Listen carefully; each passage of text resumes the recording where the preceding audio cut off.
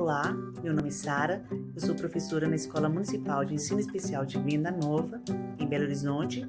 Sou formada pela UFMG, Universidade Federal de Minas Gerais, e vou apresentar aqui a tarefa do módulo 2, sobre a importância da linguagem nos processos psicológicos superiores e na construção dos conceitos científicos. Linguagem, desenvolvimento e educação inclusiva na perspectiva histórico-cultural. A partir dos textos de Ângelo Pino e Débora Dainês, nós vamos refletir sobre como a linguagem é central no desenvolvimento humano, especialmente na educação inclusiva. Para Vygotsky, a linguagem não é apenas um meio de comunicação, ela é fundamental para a construção da subjetividade do sujeito e também do pertencimento cultural.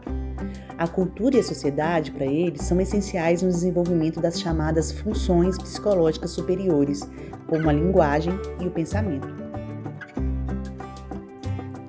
Mas o que são essas funções psicológicas superiores?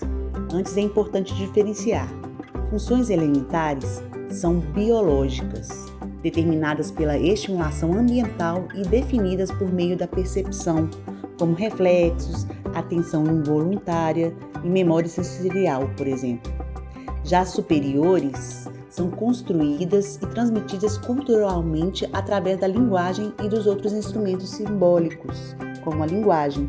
Essas funções, como atenção voluntária, memória consciente, pensamento abstrato, não nascem prontas, elas se formam nas relações sociais e históricas.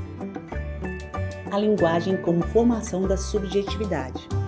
Então, a linguagem é muito mais do que falar. Ela organiza o pensamento, estrutura a consciência e molda a nossa forma de ver o mundo e de interagir com ele. É pela linguagem que internalizamos os instrumentos culturais e desenvolvemos os processos mentais superiores. Logo, mais que comunicação, a linguagem constrói a subjetividade. Ela é elemento-chave para o pertencimento cultural e organiza o pensamento e os processos mentais superiores. Da vivência cotidiana ao conhecimento científico. Os autores destacam ainda o conceito da dupla mediação.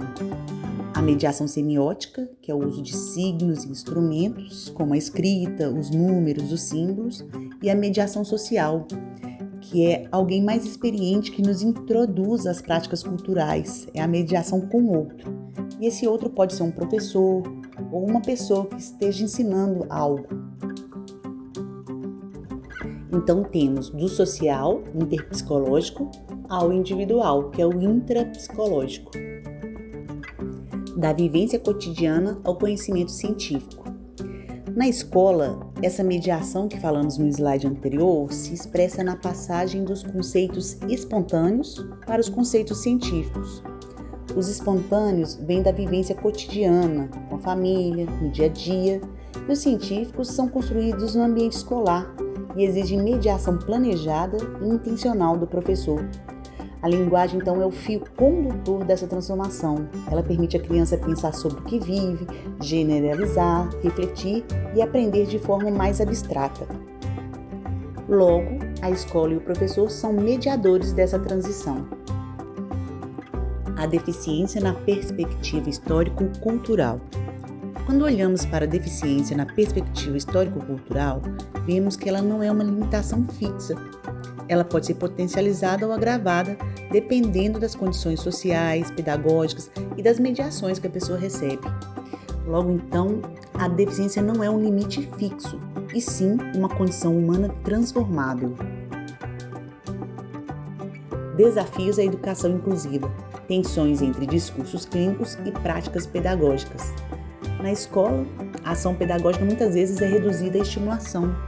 E o estudo de caso apresentado por Dainês mostra justamente isso, as tensões entre os discursos clínicos, as práticas escolares e as possibilidades reais de desenvolvimento dos estudantes. Muitas vezes, como professores, nos preocupamos apenas como incluir o aluno deficiente no espaço escolar, esquecendo do porquê ele está ali, que é para aprender como qualquer outro aluno. Por isso é urgente a formação, o trabalho na formação do professor, a estrutura e a intencionalidade dessa ação pedagógica. desenvolvimento, plasticidade e singularidade.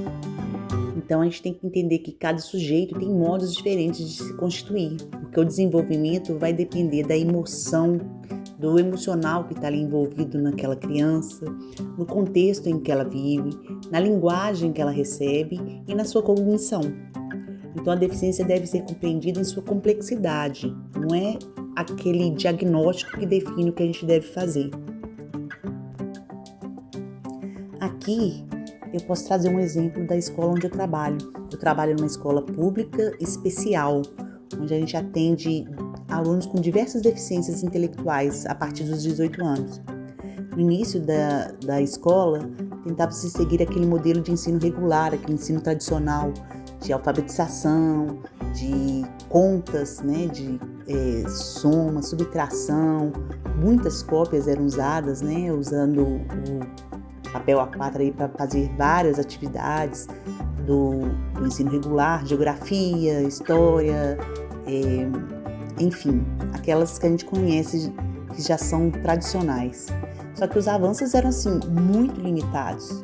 E aí com o tempo e com o apoio da Secretaria da Educação também, né, os professores, a equipe escolar passou a adotar oficinas adaptadas no perfil de cada aluno. Aí reforçamos também as atividades da vida prática, que a gente vê que não existe também muito na educação regular e deveria ter. Então elas são mais voltadas para as necessidades reais do cotidiano. E ainda assim a gente trabalhou o pensamento crítico sobre si, sobre o mundo. E aí sim os avanços começaram a aparecer. Essas oficinas, além deles terem grupos fixos, né? Eles, para trabalhar atividades de vida prática, eles trabalhavam oficinas de música, oficinas de arte, oficinas de letramento, por exemplo. Então, para concluir, a gente entende, né? A gente percebe o papel do professor e a mediação cultural, sendo que o professor é mediador ativo do conhecimento. Quando se trata de educação de alunos com deficiência, Vygotsky afirma que o desenvolvimento extranormativo, para além do ensino regular, deve ser compreendido como um processo sociocultural no qual o ambiente tem papel decisivo para potencializar ou limitar a participação e a constituição do sujeito. A deficiência não é um impedimento definitivo ao desenvolvimento, mas é um desafio que pode ser compensado pela via cultural, desde que se garantam as mediações pedagógicas adequadas e significativas.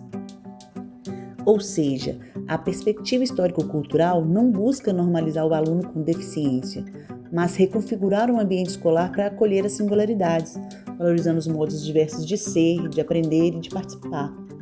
A ideia é que haja uma construção de relações educativas que reconheçam o potencial de todos os sujeitos e criem condições para o exercício da autonomia, da linguagem e da inserção cultural plena destes alunos.